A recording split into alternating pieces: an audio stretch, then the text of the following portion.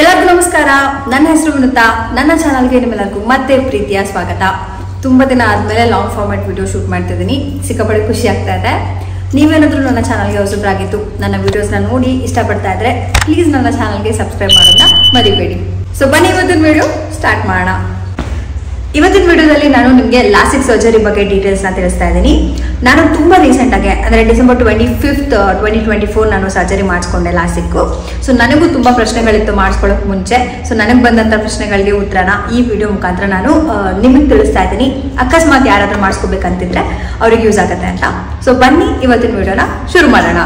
ಮೊದಲನೇದಾಗಿ LASIK surgery ಅಂದ್ರೆ ಏನು ಅಂತ ಎಷ್ಟೋ ಜನಕ್ಕೆ ಇದ್ರ ಬಗ್ಗೆ ಆಲ್ರೆಡಿ ಗೊತ್ತಿರುತ್ತೆ. ಬಟ್ ಸಿಂಪಲ್ ಆಗಿ ಹೇಳ್ಬೇಕು ಅಂತ ಅಂದ್ರೆ LASIK surgery is nothing but ನಮ್ಮ ವಿಷನ್ ಕರೆಕ್ಷನ್ ಮಾಡೋದು. ಅಂದ್ರೆ ನಮಗೆ ಸೈಟ್ ಇರುತ್ತೆ ಅಲ್ಲ, ಶಾರ್ಟ್ ಸೈಟ್ ಆಗಿರ್ಬೋದು, ಅದನ್ನ ಕರೆಕ್ಟ್ ಮಾಡ್ತಾರೆ. ಸೊ ನೀವು ಕನ್ನಡಕ ಇಲ್ದಲೇನೆ ನಾರ್ಮಲ್ ಕಣ್ಣಲ್ಲೇ ನೋಡ್ಬೋದು. ನೀವೇನಾದ್ರೂ ಲಾಸಿಕ್ ಮಾಡಿಸ್ಕೊಳ್ಬೇಕಂತ ಡಿಸೈಡ್ ಮಾಡಿದ್ರೆ ಕೆಲವೊಂದಷ್ಟು ಬೇಸಿಕ್ ರಿಕ್ವೈರ್ಮೆಂಟ್ಸ್ ಇರುತ್ತೆ. ಅದ್ರ ಬಗ್ಗೆ ನಾನು ತಿಳಿಸ್ಕೊಡ್ತೀನಿ. ಮೊದಲನೇದಾಗಿ ನಿಮ್ಮ ಐ ಸೈಟ್ ಏನಿದೆ ಅಲ್ಲ, ಪವರ್ ಅದು ಸ್ಟೇಬಲ್ ಆಗಿರಬೇಕು. ಅಟ್ಲೀಸ್ಟ್ 1 year ಅಲ್ಲಿ ಅದು ಚೇಂಜ್ ಆಗಿರಬಾರ್ದು. ನನ್ನ ಸೈಟು ಲೆಫ್ಟ್ ಐ -2.75 ಇತ್ತು, ರೈಟ್ ಐ -2.5 ಏನೋ ಇತ್ತು. ಅಂಡ್ ಲಾಸ್ಟ್ 3 to 4 years ಇಂದ ಏನೂ ವ್ಯತ್ಯಾಸ ಆಗಿಲ್ಲ. ಸೊ ಹಾಗಾಗಿ ನನ್ಗೆ ಯಾವುದೇ ತೊಂದರೆ ಆಗಲಿಲ್ಲ. ಸೊ ಫಸ್ಟ್ ಪಾಯಿಂಟ್, ನಿಮ್ಮ ಪವರ್ ಸ್ಟೇಬಲ್ ಆಗಿರಬೇಕು ಲಾಸ್ಟ್ 1 year ಇಂದ, ಅಟ್ಲೀಸ್ಟ್ 1 year ಇಂದ. ಎರಡನೇದಾಗಿ ನೀವು ಸ್ಕ್ಯಾನ್ಸ್ ಎಲ್ಲ ಮಾಡಿಸ್ಕೋಬೇಕು. ಅಂದರೆ ಕಾರ್ನಿಯಾ ಮತ್ತು ರೆಟಿನಾ ಹೆಲ್ತ್ ಚೆಕ್ ಮಾಡ್ತಾರೆ. ಕಾರ್ನಿಯಾ ಥಿಕ್ನೆಸ್ ಎಲ್ಲ ಏನೋ ನೋಡ್ತಾರೆ, ಹಾಗೆ ರೆಟಿನಾ ಅದು ಏನಾದರೂ ಕಂಡೀಷನ್ಸ್ ಇದೆಯಾ ಅಂತ ನೋಡ್ತಾರೆ. ರೆಟಿನಾದಲ್ಲಿ ಸಣ್ಣ ಪುಟ್ಟ ಡ್ಯಾಮೇಜಸ್ ಇದ್ದರೆ ಫಸ್ಟು ಅದನ್ನು ಫಿಕ್ಸ್ ಮಾಡಿಕೊಂಡು ಆಮೇಲೆ ಲಾಸಿಕ್ ಮಾಡೋದಕ್ಕೆ ಸಾಧ್ಯ. ಆ್ಯಂಡ್ ಕಾರ್ನಿಯಾ ಸೈಜ್ ಎಲ್ಲ ನೋಡ್ತಾರೆ. ಸೊ ಇದು 2 ಸ್ಕ್ಯಾನ್ಸ್ ಆದಮೇಲೆ ಫಸ್ಟ್ ನಿಮ್ಮ ಸೈಟ್ ಸ್ಟೇಬಲ್ ಇರಬೇಕು, ಎರಡನೇದು ಈ ಸ್ಕ್ಯಾನ್ಸ್ ಎಲ್ಲ ಆಗಬೇಕು. ಇದು ಎರಡನ್ನೂ ನೋಡ್ಬಿಟ್ಟು ಡಿಸೈಡ್ ಮಾಡ್ತಾರೆ ಡಾಕ್ಟರ್ಸ್ ನಿಮಗೆ ಮಾಡ್ಬೋದಾ ಇಲ್ವಾ, ಲಾಸಿಕ್ ಮಾಡೋಕ್ಕಾಗತ್ತಾ ಇಲ್ವಾ ಅಂತ. ಮಾಡೋಕ್ಕಾಗುತ್ತೆ ಅಂತಂದರೆ ಯಾವ ಲಾಸಿಕಲ್ಲಿ ಮಲ್ಟಿಪಲ್ ಟೈಪ್ಸ್ ಇದೆ, ನಂಗೆ ಗೊತ್ತಿರೋಂಗೆ ನಾನು ನಿಮ್ಗೆ ತಿಳಿಸ್ಕೊಡ್ತೀನಿ. ಸೊ ಅದರಲ್ಲಿ ಯಾವ್ದು ಮಾಡ್ಬೋದು ಅಂತ ಕೂಡ ಡಾಕ್ಟರ್ಸ್ ಹೇಳೋದಕ್ಕೆ ಸಾಧ್ಯ. ಸೊ ಇದು 2 ಬೇಸಿಕ್ ಸ್ಟೆಪ್ಸ್. ಲಕ್ಕಿಲಿ ನಂದು ರೆಟಿನಾ ಏನೂ ಪ್ರಾಬ್ಲಮ್ ಇರಲಿಲ್ಲ. ಬಟ್ ಕಾರ್ನಿಯಾ ಸೈಜ್ ಸ್ವಲ್ಪ ಥಿಕ್ನೆಸ್ ಸ್ವಲ್ಪ ಕಮ್ಮಿ ಇತ್ತಂತೆ ಜನರಲ್ಗಿಂತ. ಬಟ್ ನನ್ನ ಸೈಟು ಅಷ್ಟೊಂದಿಲ್ಲ, ಹಾಗಾಗಿ ಮಾಡ್ಬೋದು ಅಂತ ಹೇಳಿದ್ರು. ಸೊ ಈ ಎಲ್ಲ ಟೆಸ್ಟ್ ಆದಮೇಲೆ ಡಾಕ್ಟರ್ ನಿಮಗೆ ಸಜೆಸ್ಟ್ ಮಾಡ್ತಾರೆ ಯಾವ ಮೆಥಡ್ ನಿಮಗೆ ಯೂಸ್ ಮಾಡ್ಬೋದು ಅಥವಾ ಯಾವ ಮೆಥಡ್ ನೀವು ಹೋಗ್ಬೋದು ಅಂತ. ನನಗೆ ಗೊತ್ತಿರೋ ಪ್ರಕಾರ 3 ಮೆಥಡ್ಸ್ ಇದೆ. ಆ ಫಸ್ಟ್ ಒನ್ ನನಗೆ ಅಷ್ಟು ಸರಿಯಾಗಿ ನೆನಪಿಲ್ಲ, ಹೆಸರೆಲ್ಲ ನೆನಪಿಲ್ಲ. ಅದೇನೋ ಫ್ಲ್ಯಾಪ್ ರಿಲೇಟೆಡು, ಅದು ಫಸ್ಟ್ ಬರುತ್ತೆ. ಸೆಕೆಂಡ್ ಸ್ಮೈಲ್ ಮತ್ತು ಸ್ಮೈಲ್ ಪ್ರೋ, ಆಲ್ಮೋಸ್ಟ್ ಅದು 2 ಒಂದೇ. ಅದೇನೋ ಲೇಸರ್ ರಿಲೇಟೆಡ್ ಸ್ವಲ್ಪ ಡಿಫ್ರೆನ್ಸ್ ಇರುತ್ತೆ, ಲೇಸರಲ್ಲಿ ಸ್ಪೀಡ್ ಏನೋ ಡಿಫ್ರೆನ್ಸ್ ಇರುತ್ತೆ. ಅದು ಬಿಟ್ಟು ಇನ್ನೊಂದು ಹಾಸ್ಪಿಟಲಲ್ಲಿ ಸಿಲ್ಕ್ ಅಂತ ಕೂಡ ಹೇಳಿದ್ರು. ಅಗೇನ್ ಇದು ಅಡ್ವಾನ್ಸ್ಡ್ ಟೆಕ್ನಾಲಜಿ. ಇದರಲ್ಲಿ ನಿಮಗೆ ಏನು ಬೇಕಂತ ನೀವು ಡಿಸೈಡ್ ಮಾಡೋಕ್ಕಾಗಲ್ಲ. ಎಲ್ಲ ಟೆಸ್ಟ್ಗಳನ್ನ ನೋಡಿಕೊಂಡು ಡಾಕ್ಟರ್ ಇದರಲ್ಲಿ ನೀವು ಯಾವ್ದು ಮಾಡಿಸ್ಕೊಂಡ್ರೆ ನಿಮಗೆ ಸೂಕ್ತ ಅನ್ನೋದನ್ನ ಡಾಕ್ಟರ್ಸ್ ಡಿಸೈಡ್ ಮಾಡ್ತಾರೆ. ನಿಮಗೆ ಏನು ಚೂಸ್ ಮಾಡ್ತಾರಲ್ಲ ಅದ್ರ ಬೇಸ್ ಮೇಲೆ ಪ್ರೈಸಸ್ ಕೂಡ ವೇರಿ ಆಗುತ್ತೆ. ನನಗೆ ಡಾಕ್ಟರ್ ಸಜೆಸ್ಟ್ ಮಾಡಿದ್ದು ಸ್ಮೈಲ್ ಪ್ರೋ, ನಾನು ಅದನ್ನೇ ಮಾಡಿಸ್ಕೊಂಡಿದ್ದು. ಜಾಸ್ತಿ ಟೆಕ್ನಿಕಲ್ ಆಗಿ ಮಾತಾಡೋದಕ್ಕೆ ಹೋಗಲ್ಲ ನಾನು, ಬಟ್ ನನ್ನ ಎಕ್ಸ್ಪೀರಿಯನ್ಸ್ ಹೇಗಿತ್ತು, ಏನು ಮಾಡಿದ್ರು ಅಂತ ತಿಳಿಸ್ಕೊಡ್ತೀನಿ. Smile pro it's complete surgery ಏನಿದೆಲ್ಲ ಹಾರ್ಡ್ಲಿ 10 to 15 minutes ಅಲ್ಲೇ ಮುಗ್ದೋಗ್ಬಿಡುತ್ತೆ. ಮ್ಯಾಕ್ಸಿಮಮ್ ಅಂದರೆ 20 ನಿಮಿಷ. ನನ್ನೊಂದು 10 ನಿಮಿಷದೊಳಗಂತೂ ಪಕ್ಕಾ ಆಗಿದೆ. ನಾನು ಡಿಸೆಂಬರ್ 25th ಮಾಡಿಸಿದ್ದು ಅಂತ ಹೇಳ್ದೆ ಅಲ್ವಾ, ಅವತ್ತು ತುಂಬ ಜನ ಪ್ಲ್ಯಾನ್ ಮಾಡಿದ್ರು ಅನ್ಸುತ್ತೆ. ಬಿಕಾಸ್ ಲಾಂಗ್ ಹಾಲಿಡೇಸ್ ಸಿಗುತ್ತೆ, ರೆಸ್ಟ್ ಮಾಡ್ಬೋದು ಅಂತ. ಮೋಸ್ಟ್ಲಿ ಎಲ್ಲರದು ಅದೇ ಥಾಟ್ ಇತ್ತೇನೋ. ತುಂಬ ಜನ ಇದ್ರು ಅವತ್ತು, ನಮ್ಗೆ ಗೊತ್ತಿದ್ದಂಗೆ ಒಂದು 10 ಜನ ಇದ್ರು. ಸೊ ಒಬ್ಬರಾದ್ಮೇಲೆ ಒಬ್ರು ಹೋಗ್ತಾ ಇದ್ರು. ಸೊ ಸ್ವಲ್ಪ ಧೈರ್ಯ ಬಂದಿತ್ತು ನನಗೆ. ಬಟ್ ಅದಕ್ಕೂ ಮುಂಚೆ ಖಂಡಿತವಾಗ್ಲೂ ನನಗೂ ಸಿಕ್ಕಾಪಟ್ಟೆ ಭಯ ಇತ್ತು. ಸರ್ಜರಿಗೂ ಮುಂಚೆ ಕೆಲವೊಂದು ಸ್ಕ್ಯಾನ್ಸ್ ಎಲ್ಲ ಮಾಡ್ತಾರೆ, ಆಮೇಲೆ ಕೆಲವೊಂದು ಮೆಡಿಸಿನ್ಸ್ ಎಲ್ಲ ಕೊಡ್ತಾರೆ. ಅದಾದಮೇಲೆ ಕಣ್ಣು ನಂಬಾಗುವಂತಹ ಡ್ರಾಪ್ಸ್ ಕೂಡ ಹಾಕಿರ್ತಾರೆ. ಸೊ ಪೇನ್ ಆಗೋದಿಲ್ಲ ನಿಮಗೆ. ಸೊ ಹೋಗಿ ನಾನು ಮಲ್ಕೊಂಡು ಕೂಡಲೇ ರೆಪ್ಪೆ ಹಿಡಿದ್ಬಿಟ್ಟು ಹಿಂಗೆ ಅವರು ಕಣ್ಣು ರೆಪ್ಪೆ ಅಲಾಡ್ಸೋಕ್ಕಾಗಲ್ಲ. ಸೊ ಅದನ್ನು ಹಿಂಗೇನೋ ಪ್ಲಾಸ್ಟ್ ಹಾಕ್ಬಿಟ್ಟಿರ್ತಾರೆ.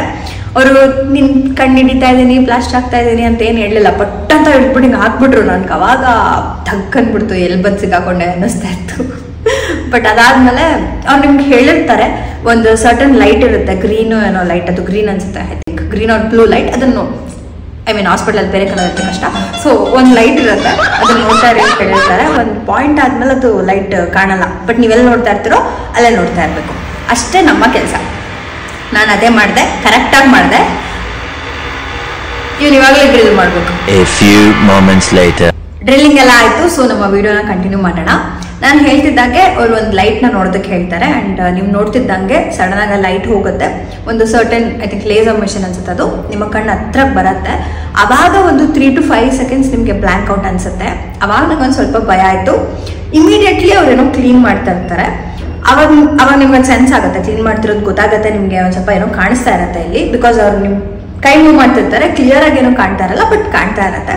ನಂಗೆ ಇಮಿಡಿಯೇಟ್ ಥಾಟ್ ಬಂದಿದ್ದು ಹಬ್ಬ ನನ್ನ ಕಣ್ಣು ಕಾಣಿಸ್ತಾ ಇದೆ ಅಂತ ಹೇಳ್ಬಿಟ್ಟು. ಆ ಕ್ಲೀನಿಂಗ್ ಪ್ರೊಸೆಸ್ ಏನಿದೆಲ್ಲ ಅದರಲ್ಲಿ ಒಂದು ಪಿಂಚು ಅಷ್ಟು ಒಂಚೂರು ನೋವಾಯ್ತು ನನಗಷ್ಟೇ ನಂಗೆ ಗೊತ್ತಾಗಿದ್ದು. ಅದಾದ್ಮೇಲೆ ಈ ಕಡೆ ಕಣ್ಣು ಶಿಫ್ಟ್ ಮಾಡಿದ್ರು, ಈ ಕಡೆ ಕಣ್ಣು ಮುಗಿಸಿದ ಕೂಡಲೇ ಅದೇನೋ ಟೆಸ್ಟ್ ಮಾಡ್ತಾರೆ. ಆಮೇಲೆ ಒಂದು ಗ್ಲಾಸ್, ಪ್ರೊಟೆಕ್ಟಿವ್ ಗ್ಲಾಸ್ ಹಾಕ್ತಾರೆ, ಜಾಸ್ತಿ ಲೈಟ್ ಎಲ್ಲ ಬೀಳಬಾರ್ದು ಅಂತ ಒಂದು ಗ್ಲಾಸ್ ಹಾಕಿ ಕೂರಿಸ್ತಾರೆ. ನಿಮ್ಗೆ ಅವಾಗ ಕಂಪ್ಲೀಟ್ಲಿ ಎಲ್ಲ ಕಾಣಿಸ್ತಾ ಇರುತ್ತೆ, ಪ್ಲಸ್ ಡ್ರಾಪ್ಸ್ ಹಾಕ್ತಾರೆ ಆಮೇಲೆ. ಸೊ ಅವಾಗ ನಿಮ್ಗೆ ಅಷ್ಟೊತ್ತಿಗೆ ನಿಮ್ಗೆಲ್ಲ ಕಾಣಿಸುತ್ತೆ.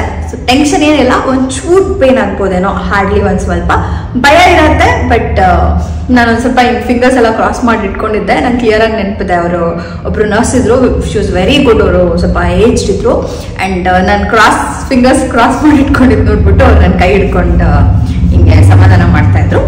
ಸೊ 10 ನಿಮಿಷದಲ್ಲಿ ಆಗೋಯ್ತು. ಇಟ್ ವಾಸ್ ಈಸಿಯಾಗಿತ್ತು ಅನ್ಸುತ್ತೆ ಇವಾಗ, ಬಟ್ ಅವಾಗ ಒಂದು ಸ್ವಲ್ಪ ಭಯ ಖಂಡಿತ ಆಗಿತ್ತು. ಸರ್ಜರಿ ಬಗ್ಗೆ ನಿಮ್ಗೊಂದು ಐಡಿಯಾ ಸಿಕ್ತು ಅಂತ ನಾನು ಭಾವಿಸ್ತೀನಿ.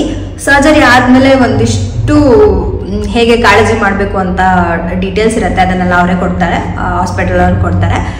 ಒಂದು 48 hours, ಅಟ್ಲೀಸ್ಟ್ 48 hours ನೀವು ಫೋನೆಲ್ಲ ನೋಡೋಂಗೇ ಇಲ್ಲ.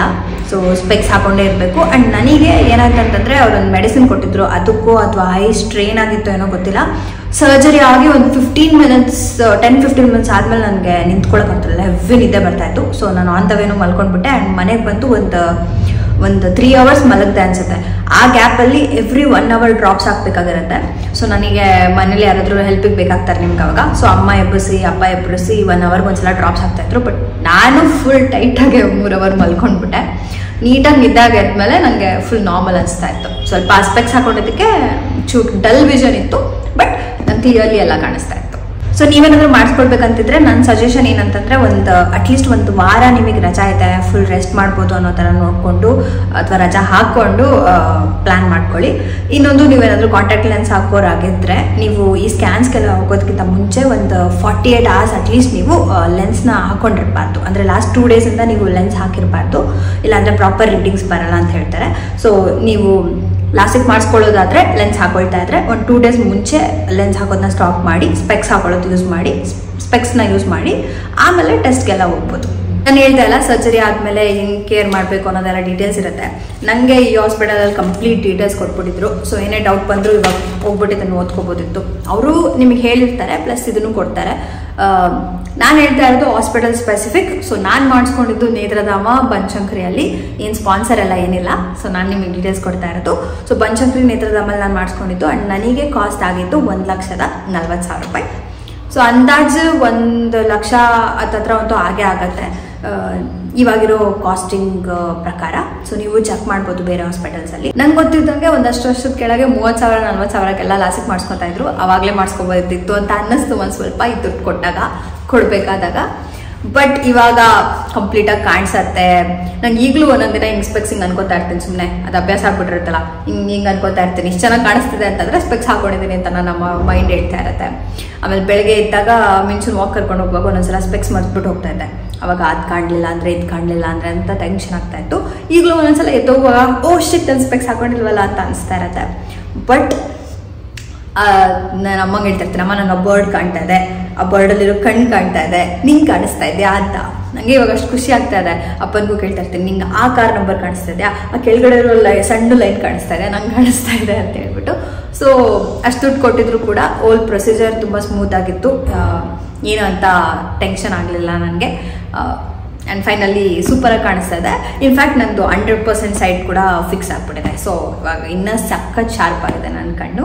ನೀವೆಲ್ಲ ಸಬ್ಸ್ಕ್ರೈಬ್ ಮಾಡ್ತಿದ್ದೀರಾ ಇಲ್ವಾ ಅಂತ ಗೊತ್ತಾಗುತ್ತೆ. ಸೊ ಪ್ಲೀಸ್ ನನ್ನ ಚಾನಲ್ಗೆ ಸಬ್ಸ್ಕ್ರೈಬ್ ಮಾಡಿ. ಈ ವಿಡಿಯೋ ಉಪಯೋಗಕ್ಕೆ ಬರ್ತಾ ಇದೆ ಅಂತ ನಿಮ್ಗೆ ಅನಿಸಿದ್ರೆ, ನನ್ನ ಚಾನಲ್ ವೀಡಿಯೋಸ್ ನಿಮ್ಗೆ ಇಷ್ಟ ಆಗ್ತಾ ಇದ್ರೆ ಪ್ಲೀಸ್ ನನ್ನ ಚಾನಲ್ಗೆ ಸಬ್ಸ್ಕ್ರೈಬ್ ಮಾಡಿ. ಈ ವಿಡಿಯೋ ನಿಮಗೆ ಹೆಲ್ಪ್ಫುಲ್ ಆಯಿತು ಅಂತ ನಾನು ಭಾವಿಸ್ತೀನಿ. ಅಕಸ್ಮಾತ್ ನಿಮಗೆ ಬೇರೆ ಏನಾದರೂ ಡೌಟ್ಸ್ ಇದ್ದರೆ ಖಂಡಿತ ಕಮೆಂಟ್ ಮಾಡಿ ನನ್ನ ಕೇಳಿ. ನನಗೆ ಏನು ಗೊತ್ತು ಆ ಇನ್ಫಾರ್ಮೇಷನ್ ನಾನು ನಿಮಗೆ ಪಾಸ್ ಆನ್ ಮಾಡ್ತೀನಿ. So thank you so much ಈ ವಿಡಿಯೋ ನೋಡಿದ್ದಕ್ಕೆ. ಮತ್ತೆ ಸಿಗೋಣ, ಅಲ್ಲಿವರೆಗೂ ನಮಸ್ಕಾರ.